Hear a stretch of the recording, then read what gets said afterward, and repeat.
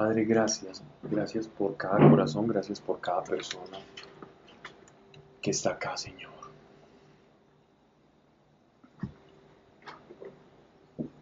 No importa, Padre, la necesidad que podamos cargar, que podamos tener cada uno de nosotros, Señor. Hoy venimos delante, aquí, hacia ti.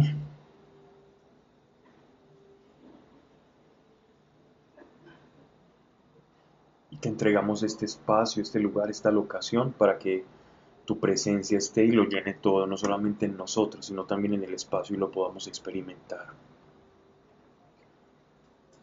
Quítanos el velo que no permite, Señor, disfrutar del privilegio que tenemos de ser tus hijos y sentir el misterio, Señor, del amor que nos tienes, Padre, para que a través de ese amor podamos expresarlo tal cual lo hemos recibido, Padre, porque ese es el pacto, esa es la promesa, esa es la verdad. Padre, yo te pido por cada persona, por quien hablábamos, Señor, por el joven que intentó atentar contra su vida, que en realidad es tuya, porque tú te la has dado. Te pedimos toques y guardes su corazón y revélale, Señor, el misterio de quién es Él en ti, Señor, para que cobre valor no por quien cree el que es, sino por quien realmente está llamado a ser, Padre, como miembro de tu iglesia. Te pedimos y abogamos por este joven, Señor, y que no se diga aquí cosa alguna que no esté de acuerdo a tu voluntad o a tu palabra. No nos interesa, Señor, un conocimiento que no tenga una experiencia o no esté basada en la verdad. Mas danos, Señor, la posibilidad de comprender, de introyectar y de ejecutar tu palabra, Padre, de manera viva.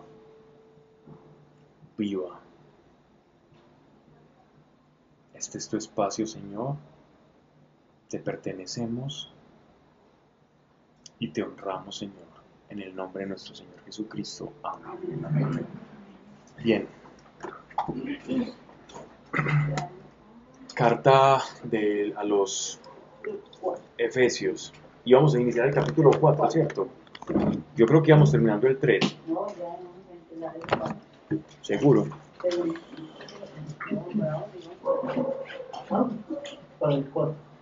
Terminamos en Omein. ¿De acuerdo? Sí, señora. Te explico porque amén, mira, Omein.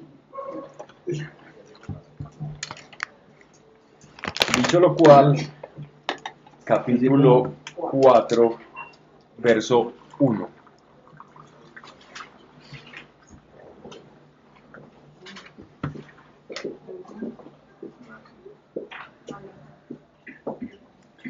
Así pues, os exhorto yo, el prisionero en el Señor.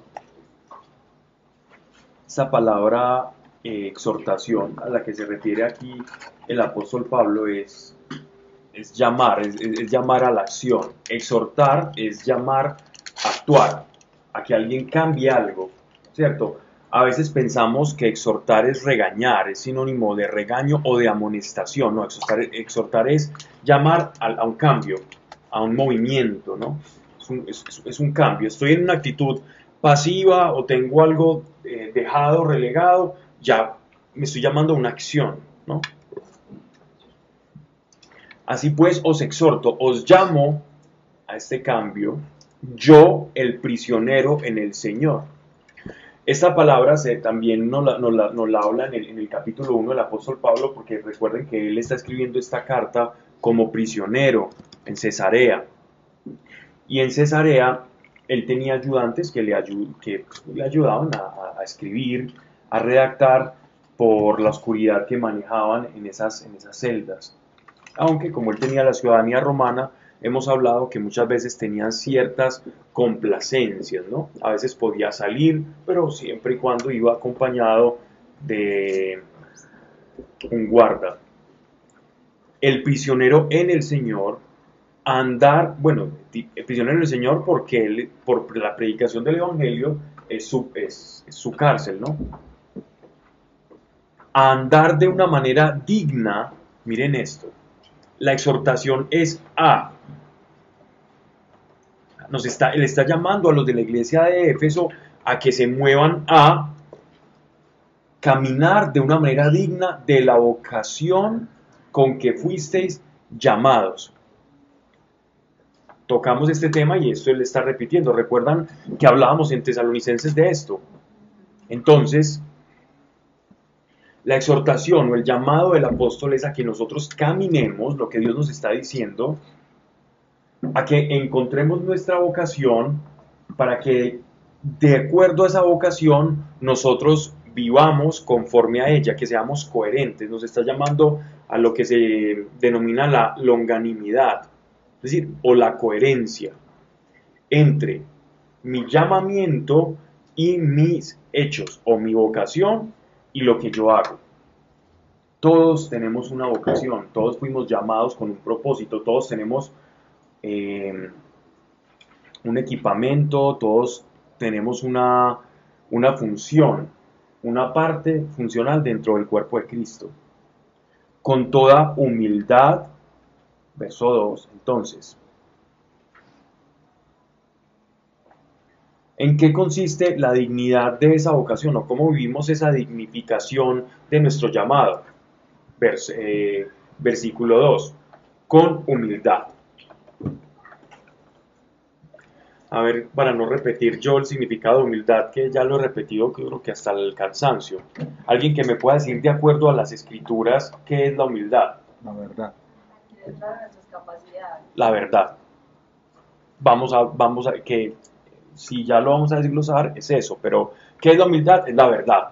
Humildad y verdad en las escrituras pueden ser hasta sinónimos. Si yo soy humilde, significa que estoy caminando en la verdad. Humildad, ojo, no confundamos con apocamiento. Humilde no es el que anda cabizbajo sin reconocer sus virtudes. No, yo tengo unos pesitos en el banco y resulta que tiene millones de los millones. Pero como yo tengo unos pesitos para parecer más humilde, no. No, yo tengo unos millones. Ya, eso es todo. Yo tengo esto, yo hago esto. Yo enseño ahí por allá en una universidad y resulta que es un profesor de Harvard.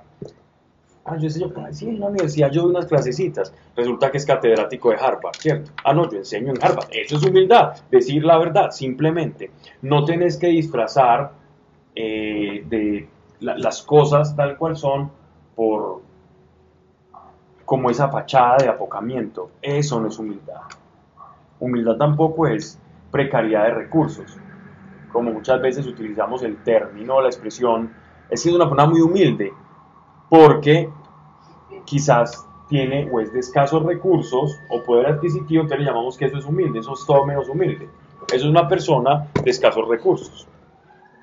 Yo puedo ser humilde y millonario o puedo ser soberbio y sin dinero. Eso no tiene absolutamente nada que ver. Es que es una persona muy humilde. No tiene nada que ver con eso. Entonces cuando el apóstol nos llama a la humildad es respecto a la vocación. Reconozcamos dentro del cuerpo de Cristo qué papel nos corresponde. Eso es humildad. Sin ser más y ser menos. Humildad es ser lo que soy. Es ser genuino. Es expresar mi ser genuino. Eso es la humildad. Expresar el ser genuino. Eso es. Mansedumbre. ¿Qué es la mansedumbre? Vamos a ver otro sinónimo de mansedumbre que pueda utilizar una Dios habla hoy, una Valera, una Nueva Versión Internacional, una traducción viviente, una Nácar Colunga. ¿Alguien? Dice Amables. Esa traducción. Dice amables. Así también dice amable. Mansedumbre. Mansedumbre, perfecta. También dice humildad, amabilidad y paciencia. Amabilidad, bien. ¿Alguna dice aparte de mansedumbre, solo amable y mansedumbre? ¿No tienen otra? Paciente. Antes de paciente.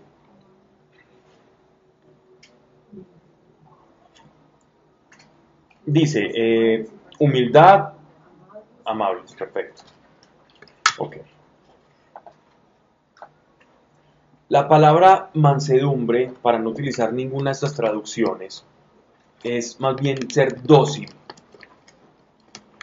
El sinónimo correcto del griego acá es uno más acertado a lo que el apóstol Pablo quiere decir, es ser una persona dócil, de buen semblante.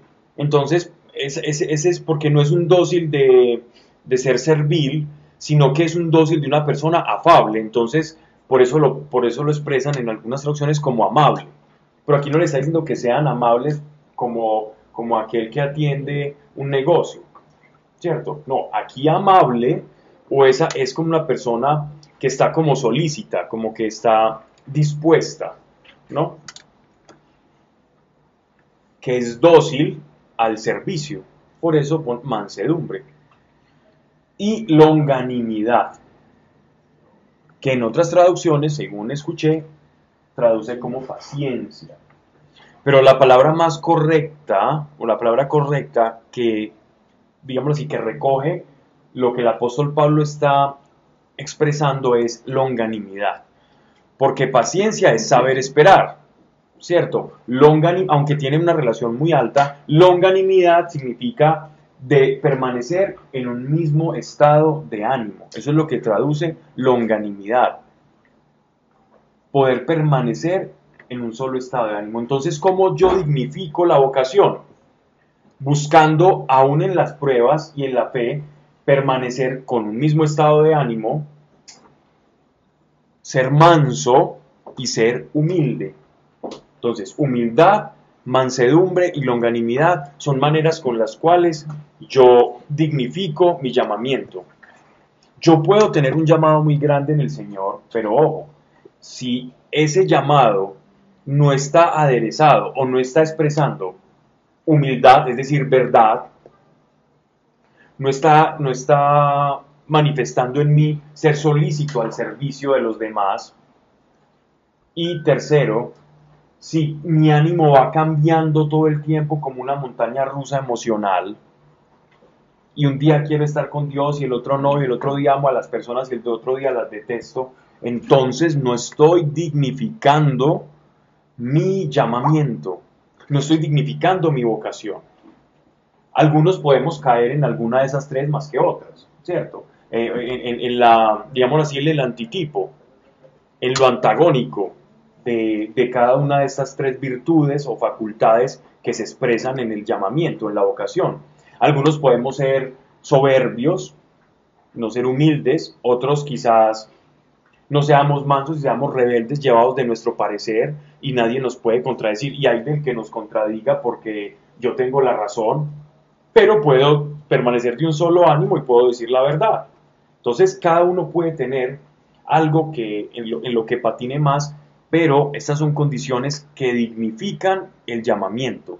Así que una persona que esté brillando como piedra que hace parte del cuerpo de Cristo. O sea que si uno tiene las tres contrarias, no está en el llamamiento. No está siendo digno al llamado que tiene. Dios te está diciendo, oye, tú eres esto. Te he llamado a mi iglesia a que seas esto. Y si no manifiestas estas tres condiciones, estás siendo indigna del llamado o estás retorciendo el llamado de Dios. Y las personas no van a reconocer ese llamado en ti porque no ven una coherencia entre el llamado, es decir, la vocación, y estas virtudes que deben secundarla. Impacientes, ni rebeldes, ni soberbios, serían los tres antónimos. Sí, serían los tres antónimos. Sin embargo, la paciencia, aquí yo la llamaría más como un estado de ánimo, ¿no? Porque hay personas que son pacientes per se, es decir, que aguantan y pueden aguantar, pero aquí es permanecer en un mismo estado de ánimo respecto a la vocación, ¿cierto? No estar fluctuando. Es una manera de dignificarlo. Hombre, que no es un ánimo perfecto para todos, pero él por eso está diciendo, les está diciendo, los exhorto a andar de una manera digna de la vocación con que fuisteis llamados, con toda humildad, mansedumbre y longanimidad. Y ya aquí, aparte de esa longanimidad, él expresa soportándoos ya en relación a la iglesia, porque esta carta es en relación a la iglesia, soportándoos los unos a los otros con caridad, con amor. Soportándoos los unos a los otros con caridad. La humildad, la mansedumbre y la paciencia o longanimidad unidos al amor, soportando los unos a los otros. Miren que el apóstol Pablo está diciendo soportándose. O sea que no es fácil. O sea que no es fácil, sopórtense. Dios nos dice, sopórtense.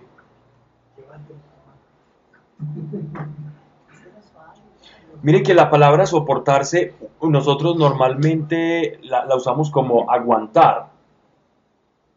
Y aguantar y soportar cumplen la misma función. ¿Qué es un soporte? Es algo que sostiene. Aguantar es algo que está sosteniendo también. Lo que pasa es que nosotros a veces, en el coloquio, en la manera en que hablamos tradicionalmente, perdemos como la funcionalidad de las palabras o el significado o a lo que están apuntando. Esta palabra soportarse significa que no es como decir, aguántense porque es que a usted le toca aguantarse a su hermano y eso. No, es viva de tal manera dentro de la iglesia que usted pueda ser sostén de su hermano. Sosténganse los unos a los otros.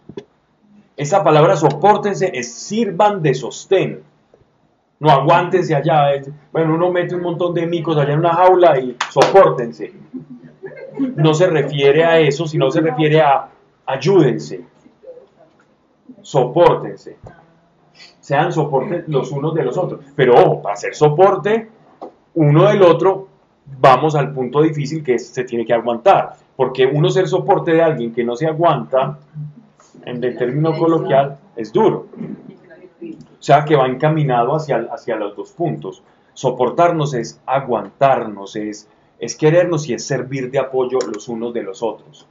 Esa es la función del cuerpo de Cristo y de esa manera estamos demostrando que somos dignos del llamado. Y saben, si Dios nos llamó, es porque podemos ser dignos. Si Él nos llamó, si Él te llamó, es porque tú tienes el potencial de ser digno. Y Él ya nos llamó. Sí, claro, por eso estás aquí. Quien después de una jornada laboral o lo que sea, o viviendo lejos, elige estar acá escuchando la palabra de Dios, si no es porque ha sido llamado.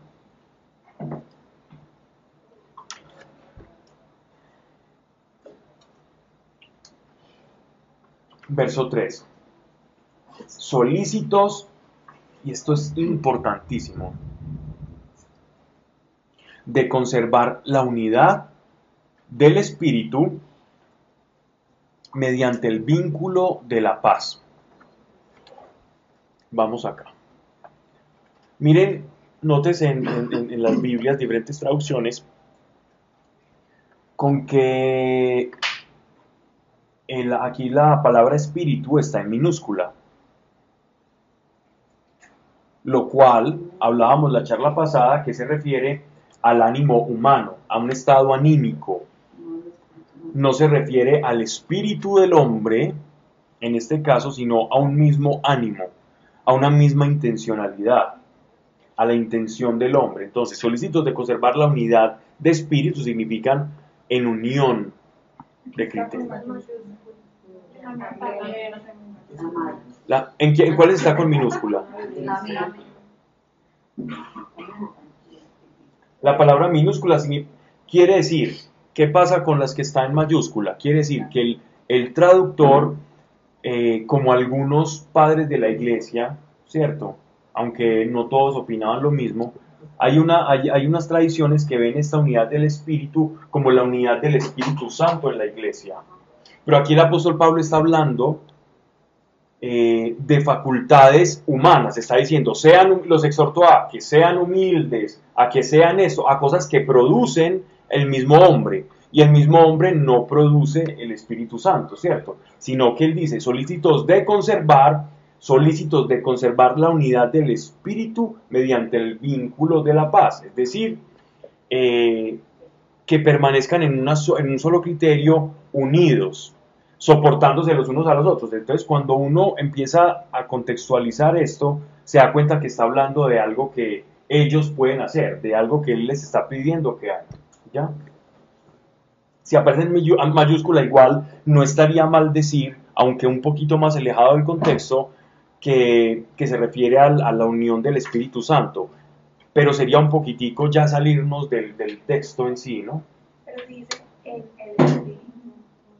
Es diferente. Es diferente. La mía dice en el Espíritu y los mayúsculas. Cuando dice en el Espíritu, ya está cambiando la conjunción para involucrar qué es en el Espíritu Santo, ¿cierto? Aquí simplemente dice la unidad del Espíritu, del, como si fuera algo objeto, ¿no?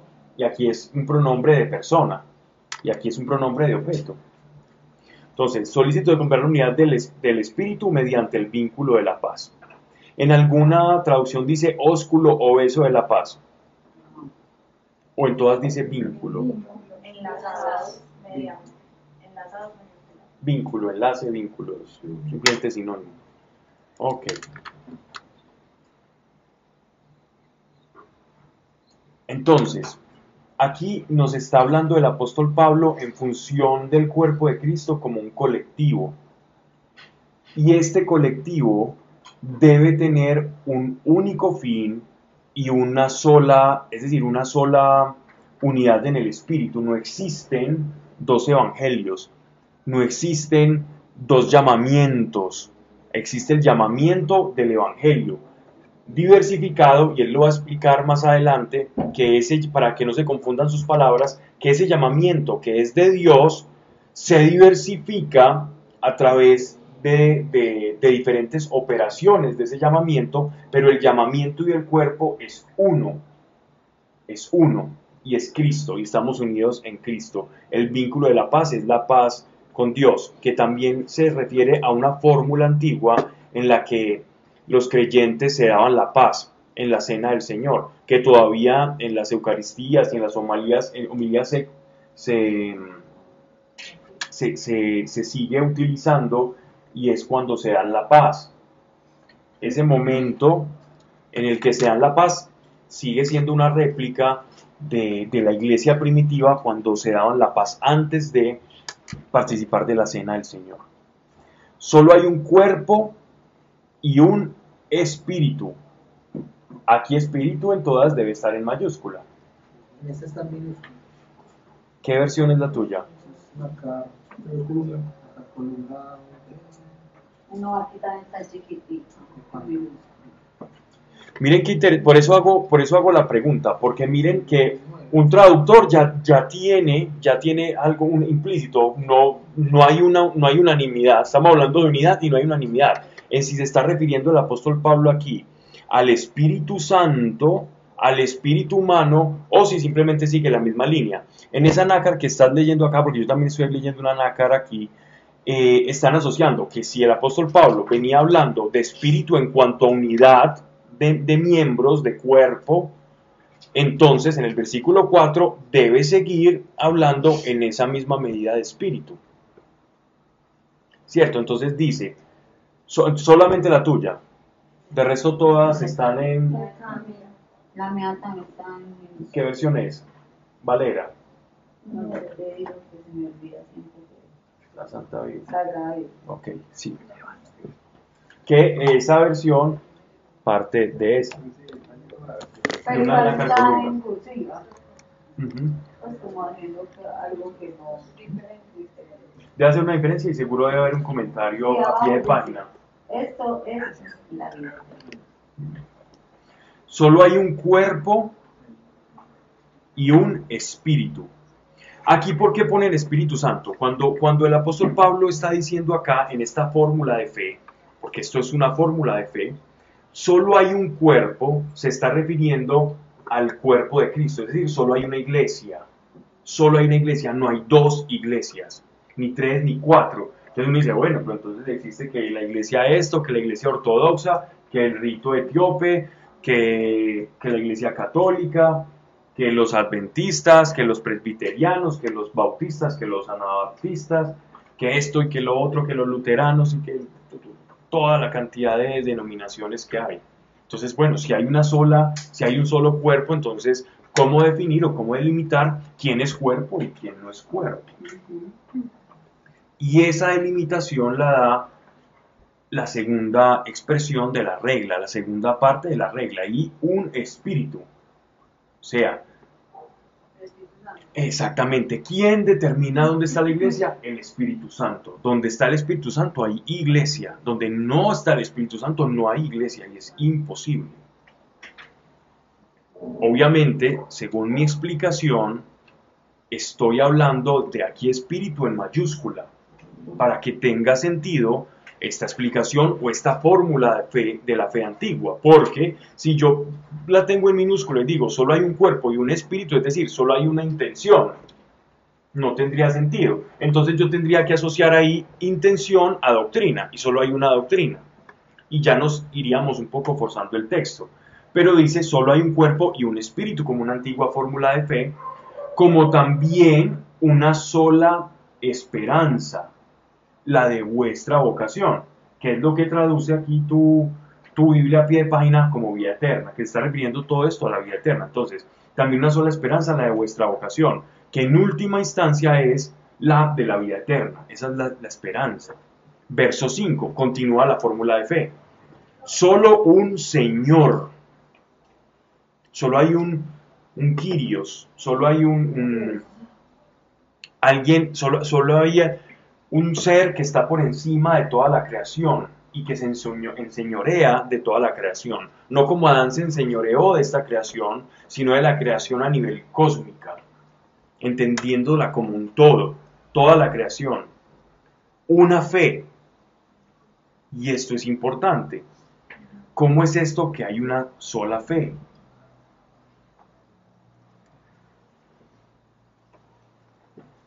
Y es que, si bien todos hemos sido dotados con fe, bien hemos dicho que la fe la podemos utilizar para muchas cosas. Tú puedes utilizar la fe para lo que quieras, para conseguir un empleo, para lo que quieras.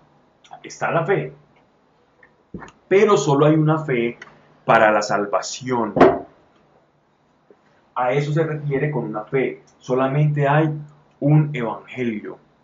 Solamente hay una fe que produce salvación. Y es por el evangelio. A eso se refiere con una fe. Un bautismo, es decir, cuando dice una fe, perdón que me devuelva, cuando dice que una fe es una fe eficaz. Tú puedes depositar tu fe en muchas partes, pero la eficacia de esa fe solo la vas a gozar en los terrenos del evangelio. Un bautismo, solamente hay un bautismo. ¿Cuál es el bautismo? El que el Señor nos enseñó. Verso 6. Un Dios y Padre de todos, que está sobre todos, por todos y en todos. ¿Por qué el apóstol les está enseñando esto? ¿Saben? Es muy posible que estas últimas, desde el versículo 4 hasta el 6, sea una fórmula primitiva de aquellas personas que iban a recibir el bautismo, los que antiguamente llamaban los catecúmenos. Eran personas que se vestían con togas blancas antes de recibir el bautismo y se preparaban, dicen algunos escritores, alrededor de 3 años de formación, donde aprendían estos catecúmenos lo que era la vida en la fe. Y antes de la inmersión, es muy probable que ellos repitiesen fórmulas de fe como estas en su estado más primitivo. Y ellos podían decir, creo en Jesús, solo hay un cuerpo en un mismo espíritu, y esta esperanza y la vocación o el llamado que sentían tener de Dios o que el Dios les revelaba. Y en ese momento entraban al bautismo. Y por eso termina el apóstol Pablo, una fe, un bautismo. Porque con el bautismo terminaba como toda esta regla de fe que era pronunciada verbalmente, tanto como un credo. De hecho, el credo se forma, ese es un buen apunte, el credo se forma El credo que nosotros conocemos o el que tenemos actualmente es una extensión de uno que fue el primero que se llamaba el credo apostólico o el credo niceno. ¿Por qué? El de los apóstoles. Que se llamaba El niceno constantinopolitano, que Correcto. ya alargan para aclarar la divinidad de Jesucristo, porque habían dudas en parte de la iglesia. Decían unos que sí era hijo de Dios, para otros era solo Mesías y no igual a hijo de Dios. Entonces, por eso se da la aclaración del credo niceno constantinopolitano. Pero el credo de los apóstoles es el credo bíblico. Es el credo apostólico. De hecho, es la base, la herramienta por la cual nosotros tenemos el credo. Esa es la génesis de ese credo. Ahora el credo que nosotros tenemos, bien lo has dicho, son adaptaciones respecto a las, digamos así, las emergencias de fe que iban surgiendo dentro de las doctrinas engañosas que iban saliendo, o las herejías. Entonces, las primeras herejías siempre eran respecto a la divinidad de nuestro Señor. Ya después a la Trinidad, ya después a la cláusula filioque, si el Espíritu Santo proviene del Padre o del Hijo, y eso hace la separación de Iglesia de Oriente y la de Occidente, y empieza entonces el credo a volverse como el acervo o lo que nos va a dar a nosotros como el andamiaje de lo que es la fe. Por eso es lo que yo creo. A ver, ¿en qué creemos nosotros? Vamos a separarnos de todas esas herejías que van saliendo. Por ejemplo, el caso del montanismo, los arrianos, Marción, todos estos herejes que iban saliendo en los primeros siglos de la iglesia. Entonces, a los obispos les tocaba ir delimitando el alcance de la fe. ¿Y cómo se hacía? A través del credo. Y este es un credo en su estadio más primitivo, ¿cierto? Un Dios y Padre de todos que está, miren, esta expresión es una expresión muy semita. Un Dios y Padre de todos que está sobre todos, por todos y en todos. Es decir, todo lo abarca. El ser que nada lo puede sustentar, que se sustenta a sí mismo, que es inabarcable y que aún lo penetra todo, que puede entrar en todos y está en todos. Y asimismo es un solo Dios.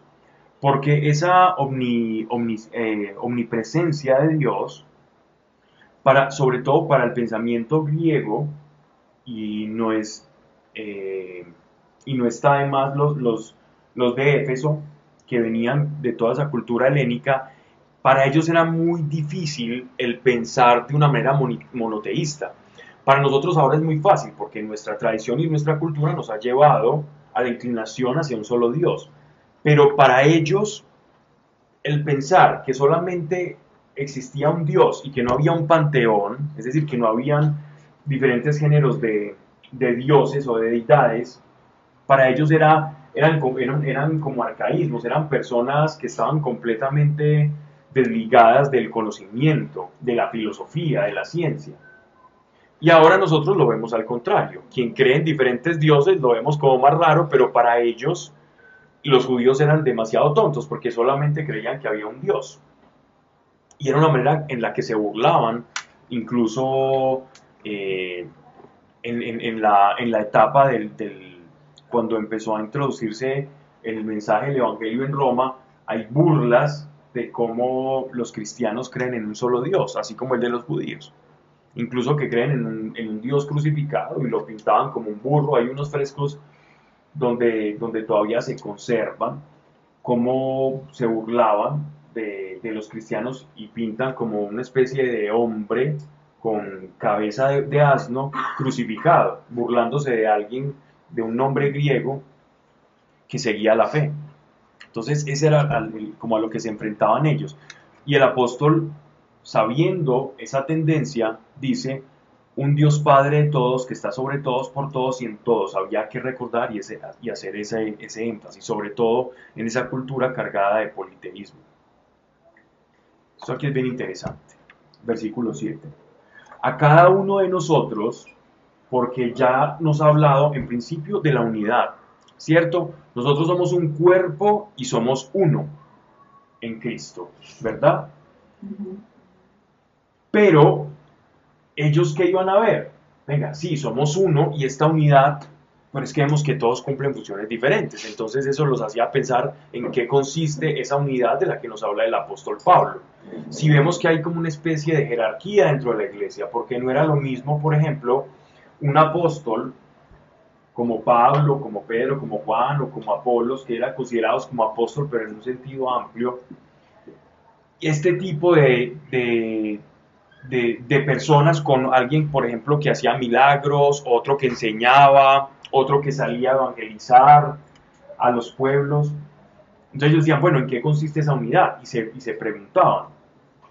Y aquí es donde viene la respuesta, que está muy vinculada a la primera carta de los Corintios, donde él también expone esta misma tesis de la multiforme gracia de Dios, o la forma en cómo Dios distribuye la gracia, los dones y los carismas dentro del cuerpo para operar y hacerlos crecer.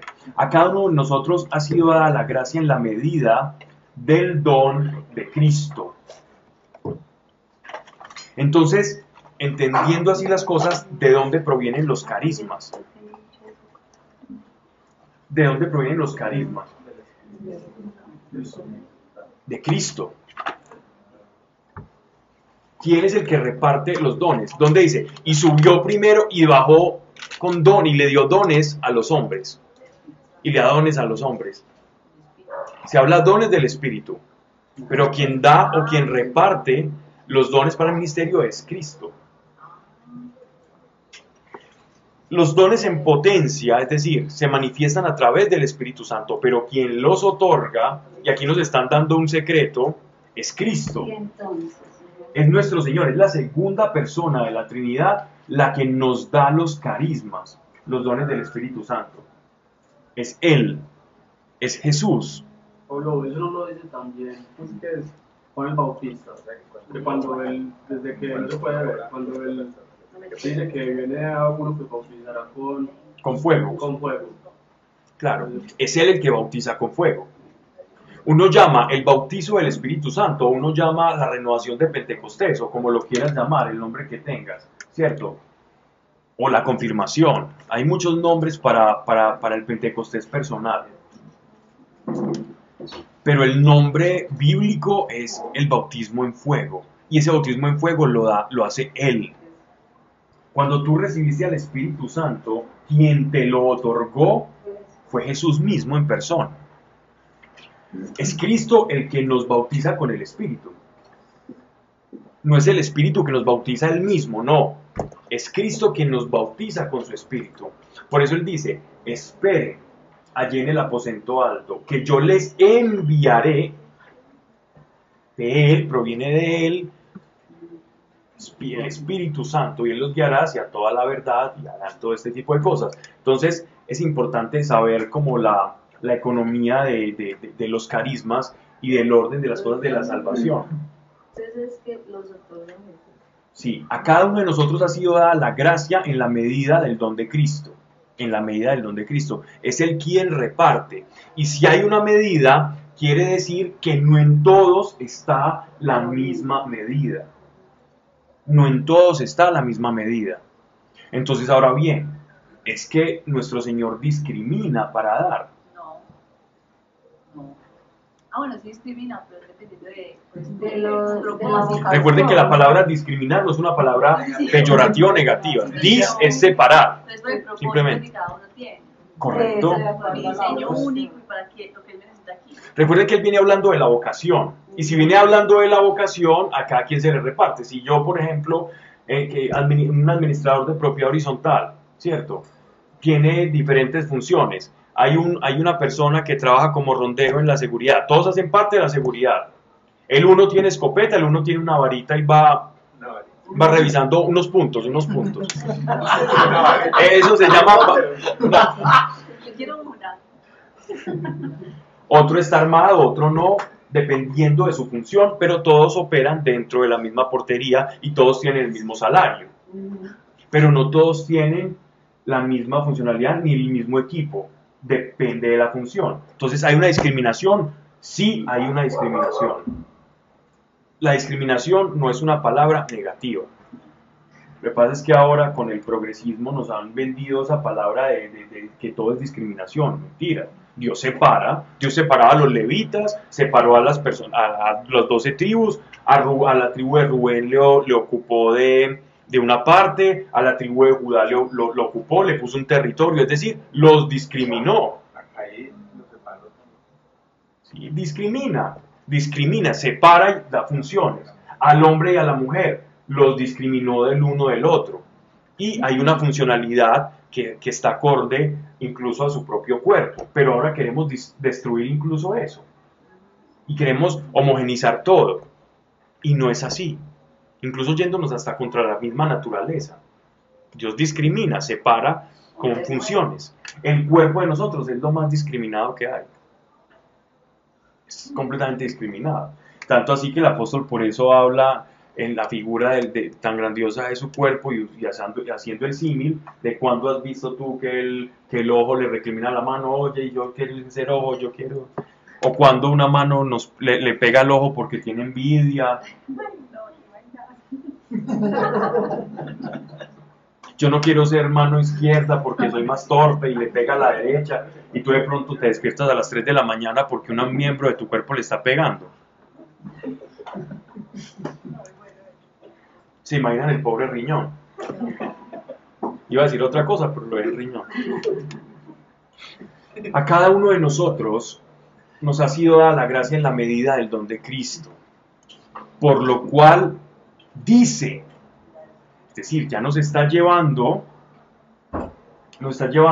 a una referencia de la palabra de Dios, a un salmo, por lo cual dice, subiendo a las alturas, llevó cautiva la cautividad, repartió dones a los hombres. Esto es una expresión muy hermosa y que ha sido muchas veces muy mal interpretada.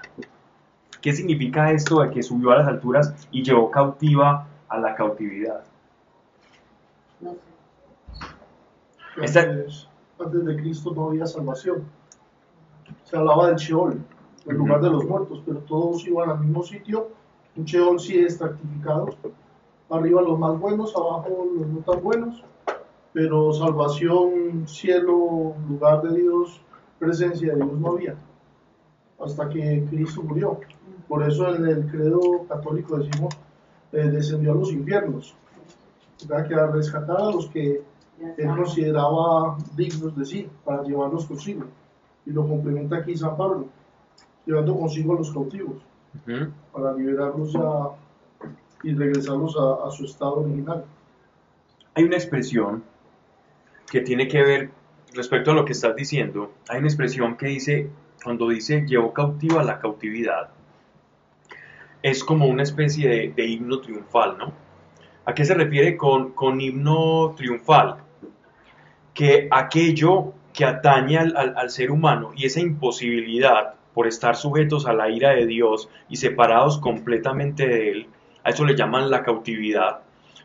Aunque indirectamente podemos hablar del Sheol o del seno de Abraham, más específicamente en este caso nos está diciendo el apóstol Pablo que aquello que nos tenía encadenados y atados a nosotros, es decir, que no nos permitía experimentar la libertad, Él lo rompe, es como que Él rompe un sello que nos tiene atados y por eso lleva cautiva la cautividad, es como un himno, lleva, encadena las cadenas, por decirlo de alguna manera, Él encadena las cadenas, de tal forma que la perdición o que lo que separaba al hombre de Dios ya no tiene más poder, Él se empodera. Eso es una forma, es un himno en el cual Él se empodera sobre toda la creación, como un ser completamente triunfal después de su resurrección. Es un himno de triunfo. Y en ese himno de triunfo, Él puede ya ahora, si nosotros antes del diluvio, perdimos todas las potestades que vemos que el hombre prediluviano tenía, incluso el vivir muchos años y una cantidad de cosas, es como que Él dice, Él se pone a sí mismo en la creación como el segundo Adán. Y como segundo Adán, entonces, lo que perdimos en el primer Adán, que lo primero fue la separación con Dios, eso fue lo que perdimos, fue, perdón, la unión con Dios. Él nos devuelve esa unión con Dios, llevando cautivo a la cautividad, y reparte dones a los hombres, porque lo puede hacer. Les devuelve como un estado, los devuelve, en este caso se refiere a la iglesia, como un estado glorioso. La iglesia es como la gloria de Dios en la tierra. Por eso el apóstol Pablo primero les llama santos a la iglesia.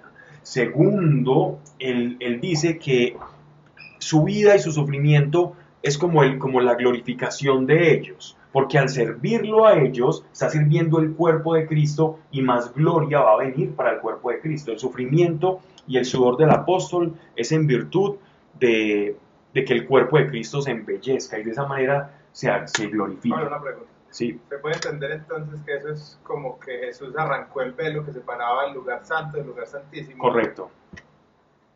Esto es un himno triunfal. Esto es un himno triunfal y es una palabra muy hermosa. Llevó cautiva la cautividad. Y las alturas es para proclamar, porque en las alturas se proclamaban los triunfos. Los antiguos reyes, porque esto recuerden que viene de un salmo, entonces los antiguos reyes cuando proclamaban la conquista, siempre lo hacían desde un lugar alto. Entonces Dios desde el cielo, el lugar más alto, Jesucristo nuestro Señor, cuando Él va al cielo, Él dice, Él va al Padre, ahí proclama su victoria. Jesús proclama su victoria, tanto en el tierra, donde ya refiriéndonos al Sheol, y en la esfera espiritual. Pensé siempre que aquí en la palabra se refiere a las escrituras que están hablando de los salmos. Dime. Sí, claro. Sí. Pero siempre los ángeles. No. Pues puede ser una parte de la escritura. Sí. No, en este caso en particular.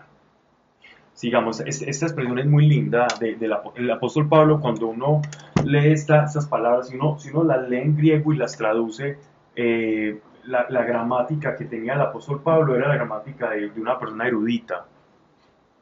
Él era un erudito, él sabía manejar los tiempos, las exclamaciones del griego, porque el idioma griego tiene como exclamaciones que se perdieron en el castellano. Entonces ellos muchas veces se referían como decir, oh hombre, y como tenían palabras solo exclamativas, y era muy bonito. Y el apóstol Pablo aquí está utilizando una palabra como exclamación, como de canto, como subiendo el tenor de la voz. Versículo 9. Eso de subir, ¿qué significa? Y ahí es donde vamos a lo que estabas apuntando. Eso de subir, ¿qué significa? Sino que primero bajó a las partes inferiores de la tierra. Esto es un concepto muy semítico, donde ellos consideraban la tierra como 4 puntos cardinales, como una especie de semibóveda, ¿cierto? Y en cada punto cardinal había un ángel custodiando ese lugar, ¿cierto? Por eso en Apocalipsis, en el libro de Daniel, en el libro de Ezequiel, vemos cuando él llama a los ángeles. Entonces el ángel del mediodía, refiriéndose entonces uno al oriente, otro al occidente, otro hacia el sur, y él los convoca, que son los ángeles que están circundando toda la tierra y a quien les toca una periferia. Miren lo que dice de interesante acá. Ellos veían esos ángeles, la tierra dividida como esa bóveda, y en el subsuelo ellos veían que era como una especie de mundo, la expresión no es la correcta, pero para hacerme entender, como una especie de mundo fantasmagórico o una vida entre vidas. Ellos concebían. Al principio, en la teología, los primeros escritos de judaicos sobre la Torá, es decir, sobre la ley, no precisaban muy bien ese lugar. Ellos todavía no tenían como muy desarrollada la teología de qué era lo que le pasaba a las personas cuando se morían, hasta el punto en que nosotros vemos al judío primitivo. Ellos simplemente creían que Dios estaba con ellos y que si se cumplían la ley iban a tener una buena aventura hasta que se muriesen, pero después hacia allá todavía estaba muy dentro de la especulación. Poco a poco, después sobre todo el cautiverio en Babilonia, ya comienza a desarrollarse y en la época griega, 300 años antes de Cristo, ya empieza a desarrollarse dentro de las escrituras que se conservan del mundo judaico, que ya empezaban a hablar del infierno, aunque infierno no es la palabra que ellos utilizaban, infernos es una palabra latina que viene de Hades o Tártaro o Gehenna.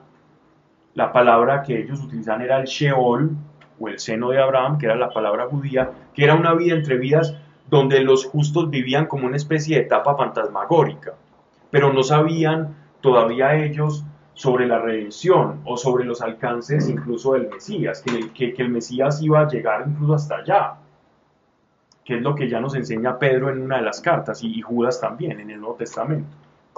Pero aquí cuando dice que bajó a las partes inferiores de la tierra y fue proclamado en el cielo, no está refiriéndose de pronto a lo que de pronto ahorita estabas diciendo, aunque algunos lo han interpretado así, que él va y predica al Hades y le predica como a todos los santos justos de antaño.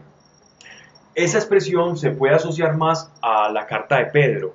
Aquí se está refiriendo a como que Cristo se enseñoreó desde toda la concepción del subsuelo y de la concepción humana y judía de lo que era la tierra, y se proclamó rey sobre todo. ¿Sí me hago entender? Es decir, Cristo bajó significa que Él se proclamó rey ante toda la creación, lo que está debajo y lo que está arriba. De hecho, para ellos, para el judío, los demonios o los dijin, como se les conocía, esos dijin vivían bajo el suelo, como en cavernas o en lugares subterráneos. Un judío no pasaba por un lugar desierto, porque para ellos el hábitat de los demonios eran los lugares desiertos, y los dijin vivían en esos desiertos, o en cuevas, o en lugares de este estilo. Y esos dijin de ellos es donde salen los cuentos de las mil y una noches y todo esto, hasta el famoso el cuento de Aladino, ¿cierto? Viene de un dijin, claro que es un dijin bonachón el de Disney, pero es un demonio. Eran demonios que si ellos le conocían el nombre, podían pedirle deseos. También, todo eso viene de todo ese folclore, no solamente árabe, sino también semita. Y debajo de los dijin vivían también las almas, pero todavía no había una teología muy elaborada al respecto. El mismo que bajó es el que subió sobre todos los cielos para llenarlo todo. O sea que lo que nos están mostrando de nuestro Señor es una proclamación de su victoria, tanto de lo que hay por debajo como lo que está arriba. Una proclamación universal. Pablo lo que nos está dando a entender acá que hay una proclamación de la victoria universal de Cristo. Y Él constituyó, es decir, tiene todo el derecho a reconstruir lo que se perdió en Adán. Y entonces, como parte de ese derecho, Él, en mayúscula, porque está refiriendo a nuestro Señor, constituyó a los unos apóstoles. Apostoloi, aquel que tiene un mensaje, un enviado. ¿Qué conocemos como apóstoles? Entonces, todos nosotros somos apóstoles en sentido amplio. ¿Qué quiere decir eso en sentido amplio? Que todos tenemos un mensaje que dar, el mensaje del Evangelio. Debido a eso, pues, que tenemos que dar un mensaje, nosotros podemos decir, somos apóstoles. Pongámosle, para hacernos entender, apóstoles en minúscula, no de menor importancia, pero en un sentido amplio, porque en sentido estricto o en sentido simplificado, el apóstol era todo aquel que fue testigo ocular de la resurrección de nuestro Señor.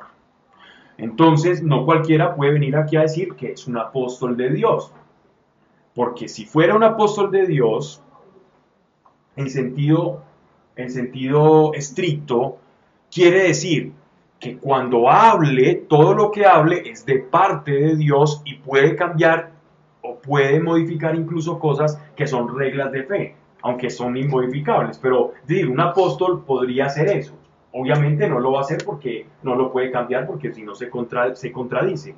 Pero es que han surgido muchos apóstoles tropicales que han venido y han cambiado cosas, o se traen el nombre a sí mismo como apóstol. Y uno dice, pero venga, un momento, ¿quién le dio o quién es el que nombra al apóstol? Dice, él constituyó.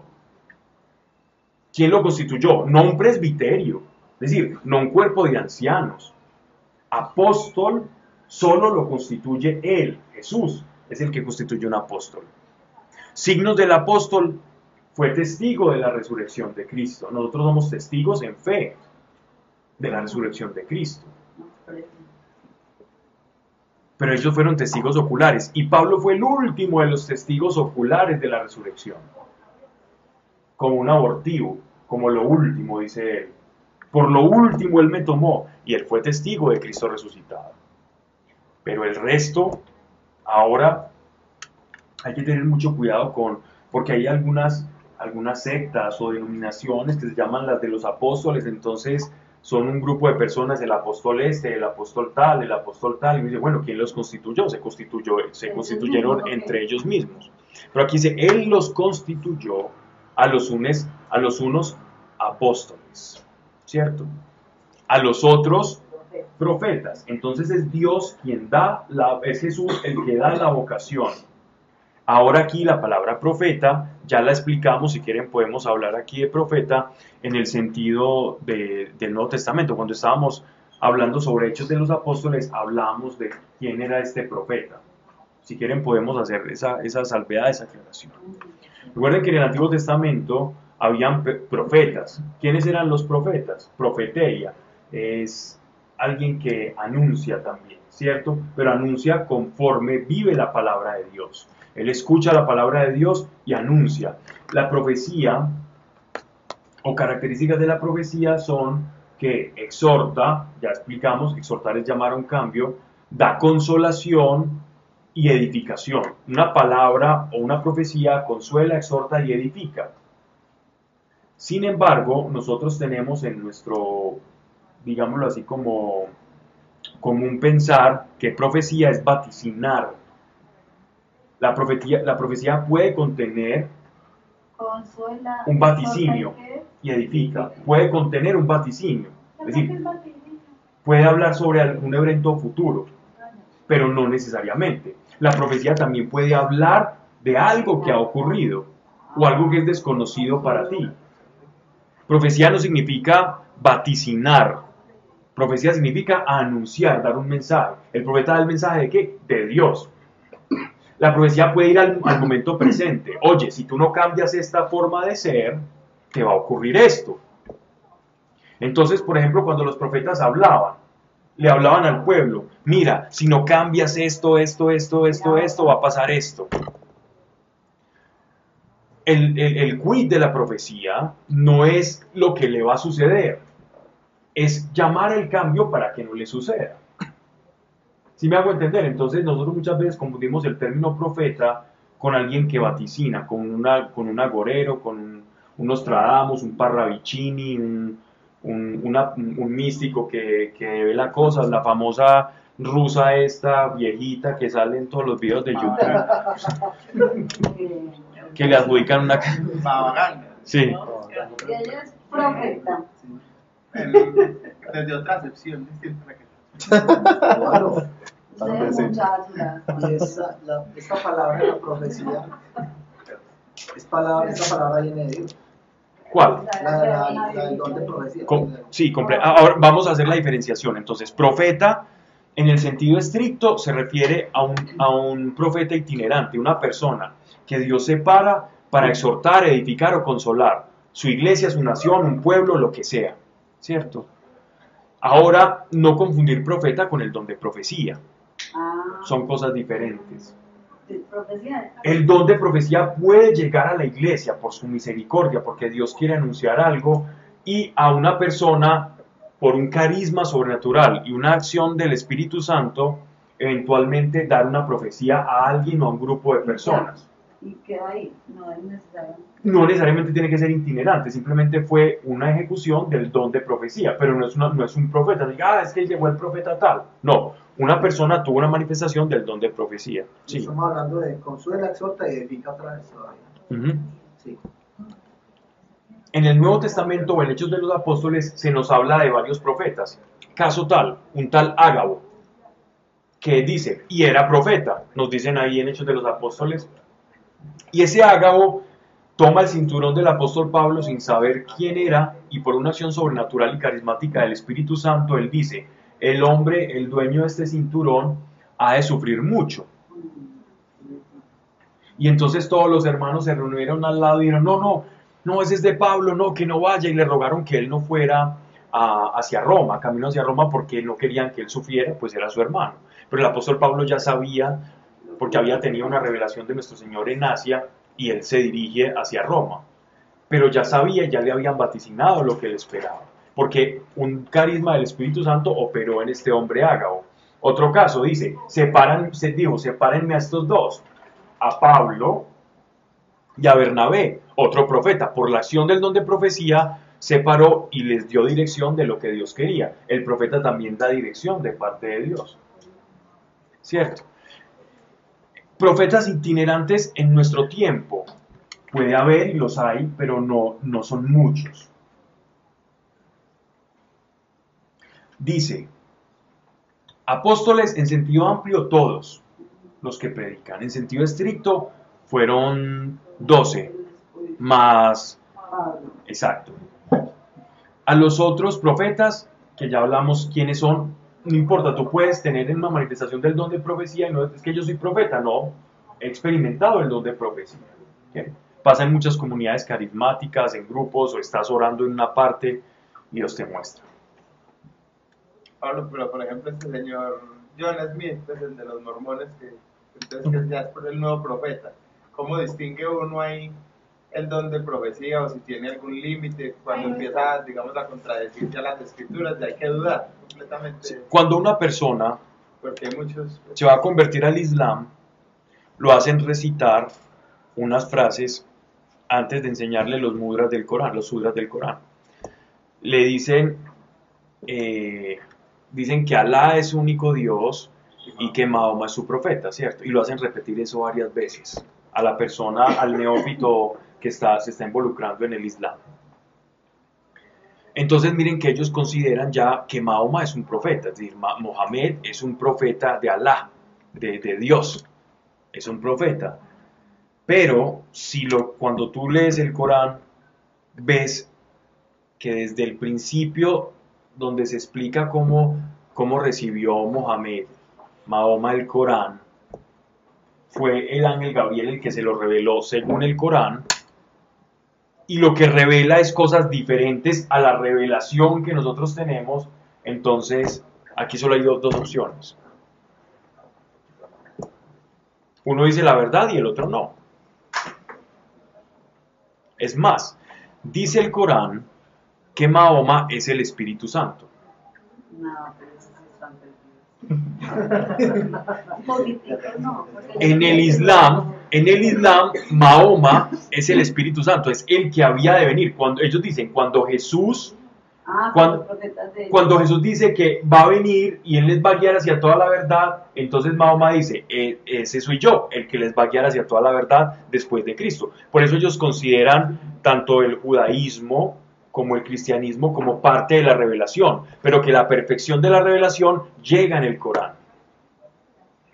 Es que como es el mismo Dios por los planes de Abraham, entonces ahí es cuando en realidad no. Okay. Ellos le llaman, cuando haya un vacío o una ambigüedad en el Corán, vayan a los del libro. Los del libro es la Torá.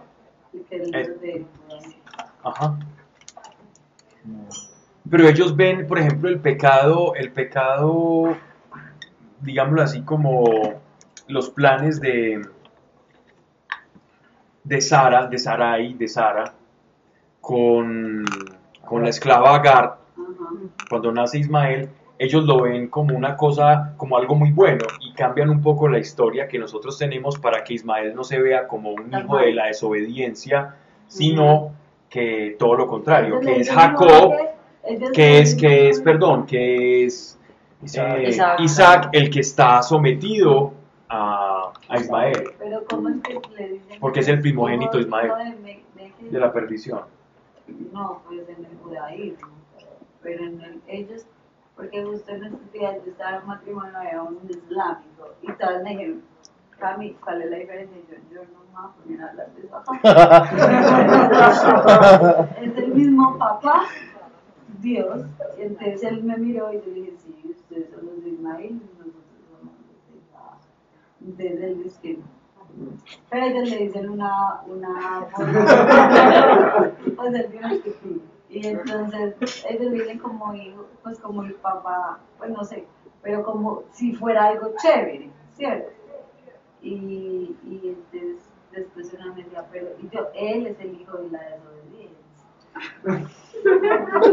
Y ya cambié el tema porque yo no, Pero yo de no hecho, sé todavía si cuánto. nos vamos, todos somos hijos de la desobediencia, Ajá. porque todos somos hijos de Adán. Ya. Entonces, no hay diferencia, todos somos hijos de la desobediencia. Pero en Cristo, Pues él no era de la promesa. Yo dije que él no es el de la promesa. eso cambia la cosa. No me escuchó. Ellos ven a Cristo como el Mesías también. No. Ellos lo ven como un profeta que anunció al verdadero y último profeta que es Mohammed. Como el penúltimo propucho. Lo ven como un profeta así como ven a Isaías, a Ezequiel. Y un musulmán te va a decir que Jesús era musulmán. Claro. Y que la iglesia distorsiona las cosas. Lo que está escrito lo distorsiona.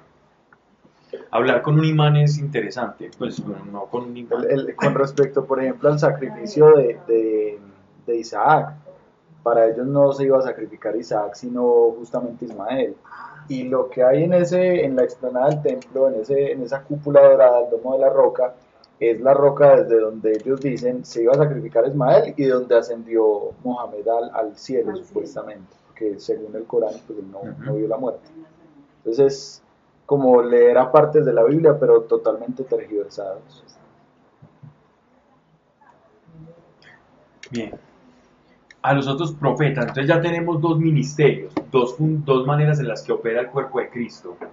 La primera, apóstoles, que ya sabemos, el apóstol edificaba las iglesias, abría iglesias. Cuando decía abrir iglesias, era que llegaba a una casa y enseñaba la doctrina apostólica, la que fue heredada por nuestro Señor, y ahí instauraba personas y nombraba personas para enseñar. Los evangelizaba, los bautizaba y les daba una misión o una operación conforme la recibían de Cristo. A veces no eran los apóstoles, pero eran un cuerpo de ancianos que ya habían sido formados y ordenaban a otras personas. Se hacía con aceite y con la imposición de manos, esas ordenaciones. Esa es como la fórmula más antigua. A los otros profetas, a estos evangelistas. ¿Quiénes eran los evangelistas? Por ejemplo, Lucas era un evangelista. Era una persona, un predicador viajero que iba llevando el evangelio por primera vez. ¿Qué es evangelizar? Es hablar de Cristo donde no se ha hablado o donde no se ha hecho iglesia. Yo puedo llevar a Cristo y evangelizar a un montón de personas que no lo conocen, así se llamen de la denominación que sea. Si tú vas, por ejemplo, a un colegio y dices, no, pues que ya todos conocen de Jesús y todo eso, y le preguntas a una persona, a un jovencito, ¿quién es el Espíritu Santo? No sabe. A ese hay que evangelizarlo porque definitivamente no sabe el ABC de la fe, ¿cierto? No significa que nos tenemos que ir por allá a Sierra Leona, Angola o yo no sé, de los indios Hopi a evangelizarlos, no. Donde definitivamente la gente no conozca a Cristo, ahí hay una acción evangelística, llevar el evangelio. Otro, a aquellos pastores y doctores. Un pastor es aquel que apacienta el rebaño, ¿cierto? Es aquel que enseña y cuida. Generalmente esos pastores o ministros, como se les llama en otros lugares, eran cuando se fundaban las iglesias, estamos hablando de la edad primitiva, se dejaba una persona que generalmente era la que prestaba la locación donde se reunía la iglesia, porque ellos se reunían al escondido y ahí partían el pan, ellos se confesaban los pecados antes de partir el pan en un acto público, antes de ellos participar de la cena del Señor, ellos confesaban sus pecados en público. A nosotros nos queda muy fácil ya, pero miren, a ellos se los confesaban todo el tiempo. Uno ya le sabía todas las pilatunas a todos los de la iglesia. Así que si uno veía que uno estaba cayendo mucho en una cosa, ya yo me imagino que lo iban mirando y hasta sea por vergüenza no caía. Pablo, ¿y estos son como rangos o qué son como Son diferentes funciones. El rango es de servicio. El que mayor sirve es el mayor rango. ¿En qué sentido? En el sentido en que nos enseñó nuestro Señor. Quiere ser, es el mundo al revés del reino de los cielos. Sirva a todos, sirva. Y sea pequeño, sirva. Ese es su rango, es siendo el más pequeño va a ser el más grande, siendo queriendo ser el más grande va a ser el más Que pequeño. Dios no tiene rango. No. Pablo, ¿cuál es la diferencia entre pastor Tiene y servidores. Tiene servidores. maestro? Entre pastor y maestro, ¿no son lo mismo? No son lo mismo. ¿Qué es, pues? Ya vamos a explicar. Entonces, el pastor o ministro era la persona que ponía la locación y esa persona se encargaba de cuidar y de presidir las reuniones. Entonces era como digámoslo así, la palabra no es correcta, pero era como un maestro de ceremonias. Era la persona que se encargaba de todo. Tenía palabra, es decir, le tocaba a veces el ministerio de la palabra, también le tocaba ciertas facultades de organización dentro de la iglesia. Miren que en Hechos de los Apóstoles comienzan a suscitarse como todas estas diferentes funciones de la iglesia, porque decían, bueno, y si los apóstoles se dedican a repartir la comida, entonces, ¿cuándo vamos a escuchar la palabra? Y entonces ellos oran y el Espíritu Santo les dice a quién tenían que separar para que sirvieran la mesa. Y ahí se presentó la primera división dentro de la iglesia primitiva. ¿Cuáles fueron? Que los judíos que eran israelitas se creían como de mejor posición que los judíos helenos. Los judíos helenos eran aquellos judíos que no habían nacido en Israel, sino que por aquella diáspora habían llegado a Roma o a otras ciudades griegas, y siendo judíos eran considerados por los judíos que vivían en Israel como judíos de segunda categoría, de segunda clase, que incluso ya habían perdido su lenguaje nativo y no sabían sino hablar en griego y usaban la Septuaginta, y ellos sí usaban el Tanaj y la Torah toda completica y los rollos. Entonces los veían como, bueno, aquí nos sentamos, los judíos de verdad, ustedes son judíos de segunda categoría, y por último se sentaban allá los gentiles, es decir, nosotros los que no éramos ni judíos de lo uno ni judíos de lo otro, y esas fueron las primeras divisiones dentro de la iglesia. Tanto fue el caos que los apóstoles tuvieron que poner cartas sobre el asunto, y en oración el Espíritu les dice, sepárenme a estos y estos van a servir, y se acaba el problemita acá, es decir, todos en Cristo somos lo mismo, el que llegó antes y el que llegó después. Entonces, ¿en qué se diferencia? Porque yo hablaba ayer con Sebastián de esto. ¿En qué se diferencia? En el orden de llegada, no en esencia. ¿Y en qué cambia el orden de llegada? Ninguno. Porque los puestos no se dan por el orden en que llegues. ¿En qué cambia? Absolutamente en nada. Si Dios ya nos designó un puesto y una función, es como cuando tú llegas al estadio y ya tienes tu silla numerada. Llegue, su problema es llegar. Si llegó antes o no, usted ya llega a su silla occidental, 140, silla 141, usted se sienta ahí ya. Llegó antes, uno ya se había sentado antes, usted llegó, usted ya tiene su silla porque ya Dios diseñó. Simplemente es eso. Y usted quiere ser reconocido, sirva. Y sirviendo va a decir, no, ya no quiero ser reconocido. A los otros profetas, a esos evangelistas, a aquellos pastores. ¿Sí quedó claro quiénes eran los pastores? Sí, los que recibían. Precedían las reuniones, también organizaban y tenían como una polifunción. Pero generalmente los pastores estaban en un lugar. Porque ¿qué hace el pastor? Es como que cuida esa locación. cuida, enseña y también convoca, ¿no? Y doctores. Doctores es de maestros, pues, sí, la palabra doctor aquí es maestro. Maestros eran los que enseñaban. ¿Qué se enseña en el Evangelio? La palabra de Dios. Eran personas dedicadas a la enseñanza de la palabra de Dios. Y Jesús era otro tipo de maestro.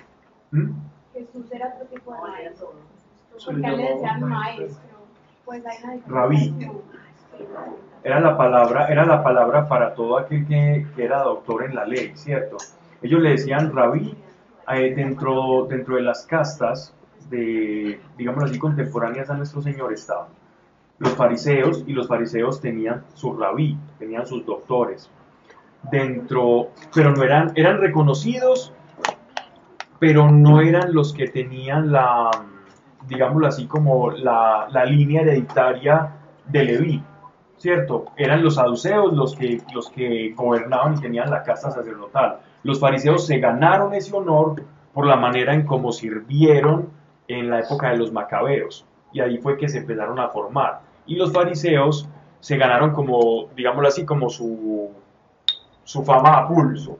Los saduceos simplemente por linaje, porque venían de Aarón, de Leví, ¿cierto?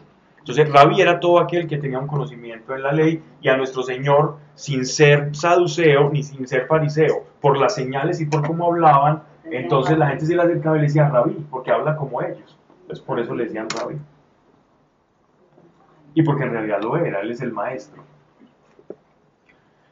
Y estos, bueno, y están los maestros que se encargaban de enseñar. Entonces Dios iba suscitando. ¿Qué es lo que están diciendo acá? Que dentro de una iglesia Dios va despertando semillas. Él tiene semilla de maestro, tiene semilla de evangelista, tiene semilla de una persona que va a organizar, que va a cuidar, tiene semillas para todos. Pablo, entonces, esos dones son en el espíritu, no en el cuerpo. Estos no son carismas sobrenaturales, estos son dones como personas. Pero Capacidades. entonces, por ejemplo, cuando llegan y dicen que hay obispos, diáconos, por eso es después, o no tiene nada que ver. Sí, Tiene tiene, otras tiene funciones. todo que ver, claro, Porque cada uno en su función. claro. Acá estamos viendo ministerial. Ajá. Ya va a ser maestro. Las jerarquías se empiezan a cambiar, ¿no? Y de hecho las jerarquías van evolucionando. Miren que las jerarquías van evolucionando conforme la iglesia se va enfrentando a ciertas necesidades. Al principio solo habían apóstoles y unas personas llenas del Espíritu Santo escuchando, pero entonces ellos estaban haciendo iglesia y el Espíritu Santo les iba guiando y revelando qué tenían que hacer. Entonces, nómbreme a estos dos y sepáreme a estos dos. Y así, conforme el Espíritu Santo iba actuando, ellos, al seguir al Espíritu Santo, dejándose guiar por él, iban haciendo la iglesia conforme el Espíritu les iba ayudando a hacer. Entonces, cuando nosotros decimos Hechos de los Apóstoles, en realidad es Hechos del Espíritu Santo. Más que los apóstoles, es Hechos del Espíritu Santo. Como el Espíritu Santo, guiando a los apóstoles, les iba dando la forma a lo que el Señor concibe como su iglesia, ¿cierto? Siendo nosotros todos miembros. Y la iglesia no siempre ha sido igual. A veces nosotros soñamos e idealizamos mucho la iglesia primitiva, pero es que la iglesia se ha tenido que enfrentar a muchas cosas. Lo estabas diciendo tú ahora. Por ejemplo, llega una persona reconocida y sale con una herejía, por ejemplo, Arrio, sale con una herejía y que Jesús no es Dios y esto y lo otro y la divinidad de nuestro Señor, y empieza a convencer, era un maestro seguramente, y empezó a convencer a la gente de que Jesús no era Dios. Y la iglesia del momento tiene que actuar, porque ya se estaba seduciendo a una parte. Y antes de Arrio vinieron otros que eran terribles, que eran los judaizantes. Los judaizantes que decían, no, venga, es que el creyente sí, es creyente y bautícese, pero después de bautizarse, circuncídese, y después de circuncidarse, no coma cerdo. Y ojo con esto, y usted tiene que guardar el Shabbat, y si no lo guarda, usted se condena, porque esta es una ley perpetua hasta la eternidad, y que sacaban el Antiguo Testamento. Y las pobres gentiles que iban llegando a la iglesia, se les iba poniendo una cantidad de cargas que ni los unos eran capaces de soportar, y ellos mucho menos. Entonces se asustaban y decían, ¿cómo así? ¿Es que esto cómo es? Y gracias a esas situaciones, el apóstol Pablo le escribe a los romanos, donde había un porcentaje muy alto de judíos viviendo en Roma, y les dice, vea señores, y les hace una exposición preciosa de la fe, de lo que es la fe. Toda la carta de los romanos. Les hace una exposición preciosa de lo que significa ser judío, ser gentil, y cómo el que se crea judío y cree que a conciencia lo hace bien, no le ponga cargas al que no es judío. Y le llama al poner cargas sobre la manera en que yo llevo mi fe, y yo quiero que otro viva la fe como yo, le llama escándalo. Recuerden que escándalo no es el que se hace con una gabardina por ahí. Escándalo es cuando la manera en que yo llevo mi fe intento replicarla en el otro, y si no, lo acuso de no estar viviendo la fe bien. Juzgarlo, ¿cierto? Es un juicio a priori por mi doctrina y por la conciencia que yo tengo. Yo llevo mi relación con Dios, juzgo al otro. Entonces Él les habla. Me juzgan a mí. Él les habla, hay pequeños en la fe, hay espirituales, hay no espirituales, hay unos que están creciendo, y Él les explica. En una sabiduría. Pero entonces eso es pues cuando yo lo acuso porque no la está llevando supuestamente como yo, porque yo soy el que tiene la razón, ¿no? Sí, y eso le pasaba a los judaizantes. Los judaizantes decían, no, es que ellos no cumplen esto, Y es que ahora- ellos no se circuncidan, pero ¿cómo así? Vale, Y es que pero ellos no tienen que ahora guardar el sábado. y también, entonces uno como le dice, a mí no me escandalice.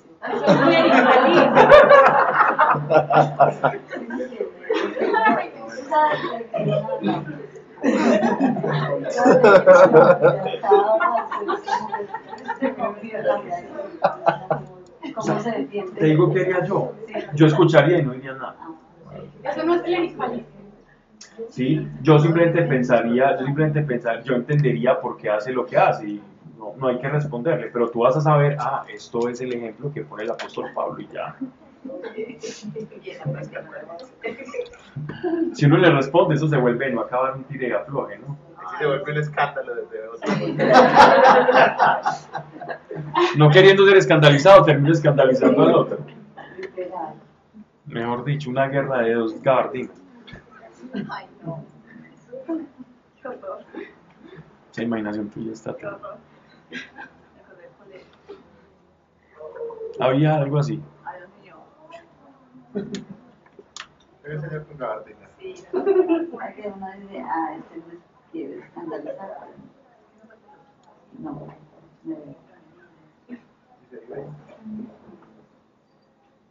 Miren esto. A los otros profetas, a los otros evangelistas, a aquellos pastores y doctores, 12. ¿Para qué hizo Dios esto?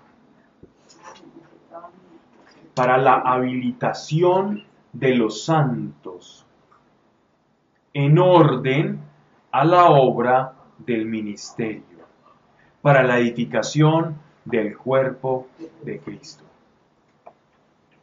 Si nosotros somos una viña, si la iglesia es una viña, y hay diferentes árboles, hay manzanos, hay perales, hay olivares.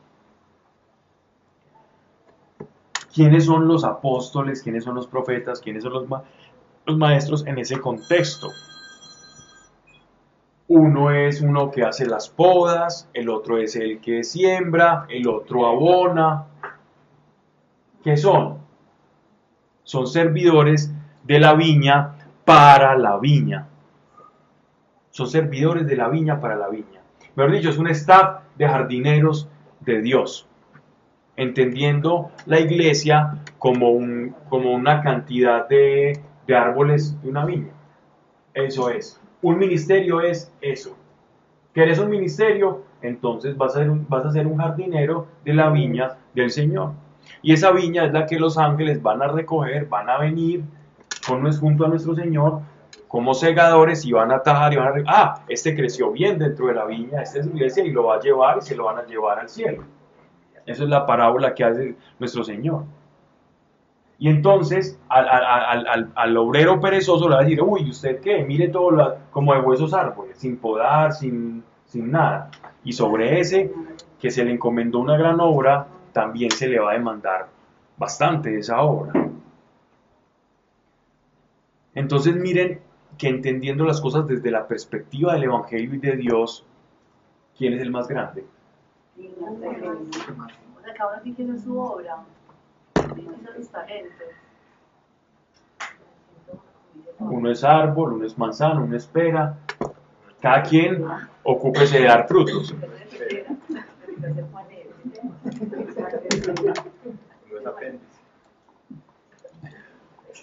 Hasta que lleguemos todos. ¿Cuál es el fin? Hasta que lleguemos todos a la unidad de la fe y del conocimiento del Hijo de Dios. A que lleguemos a la fe y al conocimiento del Hijo de Dios se hace relación al amor. Es decir, el conocimiento del Hijo de Dios es el amor, no que no lo conozcamos. A la madurez del varón perfecto. Esta frase ha sido muy mal interpretada dentro de la predicación, dentro de muchas enseñanzas, en la literatura. Yo he tomado muchos libros donde dicen la finalidad de nosotros es llegar a la estatura del varón perfecto que es Cristo Jesús. Eso lo repetimos mucho. Está bien, es decir, eso no está mal por sí mismo. Esa frase es correcta, estamos llamados a ser santos como Él. Pero el problema es cuando utilizamos esta palabra, y como mi responsabilidad ahora es desmenuzar esto, no quiere decir eso para lo que normalmente lo utilizamos, aunque no esté mal utilizado. Pero en el contexto en el que está hablando el apóstol Pablo, es que está hablando a la iglesia como el cuerpo de Cristo. Como iglesia, nosotros somos el cuerpo de Cristo y debemos alcanzar la estatura como cuerpo de Cristo, entendiéndonos en colectivo del varón perfecto. Es como que la iglesia se tiene que revestir de Cristo, como que la funcionalidad de la iglesia es ser Cristo, es parecerse a, es como ser una fractal de Cristo, un fractal de Cristo, una porción pequeña de una porción mayor que es Él, y parecernos a Él. Esa es la función de la iglesia. Y la función de todos los obreros de la mies es que todos los árboles estén unidos y tengan ese patrón. Entonces, el que haga la poda apical de acá, haga lo mismo que el que hizo la poda acá, y que queden del mismo grosor, y que todos estén a punto, ¿cierto? No que seamos iguales, porque por eso nos está hablando de la multiforme gracia de Dios. No es uniformarnos en forma. Por eso, uniformar significa todos tener la misma forma. Nosotros no estamos uniformes. Nosotros tenemos la misma esencia, pero somos multiformes. Bajo la misma esencia, es decir, el mismo espíritu, pero multiformes en la manifestación de su gracia. La iglesia es, en esencia, un mismo espíritu en forma multiforme de acuerdo a la gracia que Él nos encomendó, porque no hace lo mismo un profeta que un apóstol, no hace lo mismo un evangelista que un apóstol, no hace lo mismo el del staff de jardineros, el que está podando que el que está abonando. Si bien contribuyen hacia el mismo fin, es decir, un mismo espíritu, ambos están de forma diferente contribuyendo en el mismo espíritu. Ese es el sentido de esta expresión en la que el apóstol Pablo ve a la iglesia como un Cristo colectivo, ¿cierto? No de manera individual. A la madurez del varón perfecto, es decir, iglesia a la madurez del varón perfecto.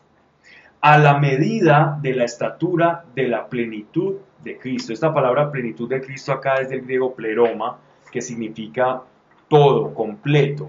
Plenitud, recuerden que la palabra lo pleno para los griegos, de lo cual el apóstol Pablo está haciendo eco, ya para terminar, es completo. La palabra perfecto castellana no existía ni en el griego ni en el hebreo.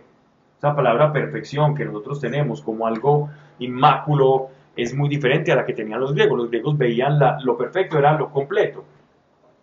Por eso cuando los profetas dicen, y cuando llegue como el día perfecto, o el apóstol Pablo, cuando llegue la plenitud o lo perfecto de los tiempos, es cuando se complete ese tiempo kairos de Dios, ese tiempo perfecto de Dios, donde él ya en su reloj cósmico dice, ya marcaron las 12, aquí va a ser.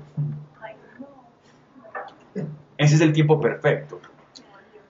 Dice, amores del varón perfecto, versículo 14. Voy a terminar aquí en el versículo 14, es decir, voy a leerlo, que ya son las 1:30, para que ya no seamos niños que fluctúan y se dejan llevar de todo viento de doctrina a capricho de los engaños de los hombres. Entonces, estos ministerios, estas personas ayudan a que esa matica, ese retoñito que sale en la mies del Señor, no llegue lo que ellos llamaban el viento solano, y se lo lleve, y se lleve la matica. Usted sembró el frijolito ahí, se lo llevó. Yo me puse a sembrarlo, coseché, el evangelista llegó y sembró la semillita.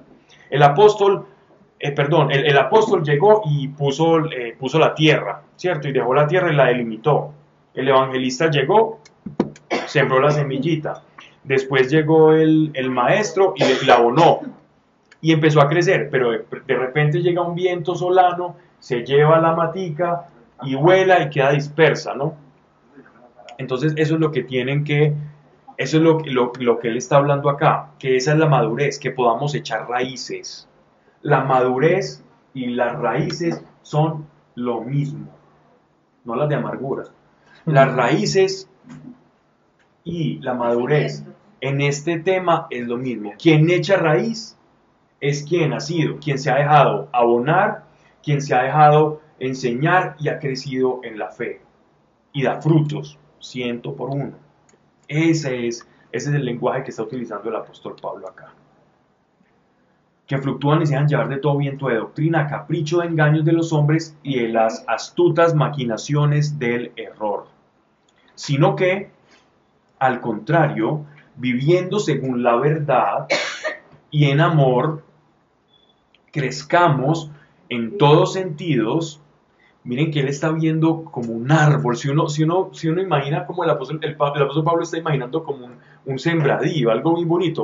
Crezcamos en todos los sentidos. El árbol que crece bonito, gordito, rebosando por todos los lados. Copa, ancho. Bueno, el que sabe bonsái sabrá cómo se llama cada cosa.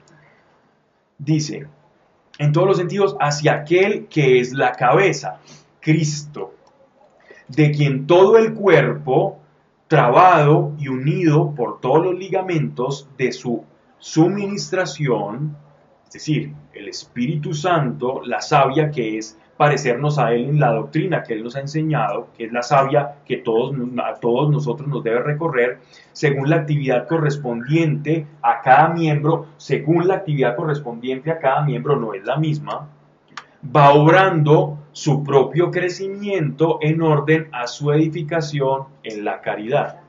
No hay aprendizaje de caridad sin el otro. El amor depende del otro. No hay amor, no hay evangelismo, no hay servicio sin el otro. No hay amor si no hay otro.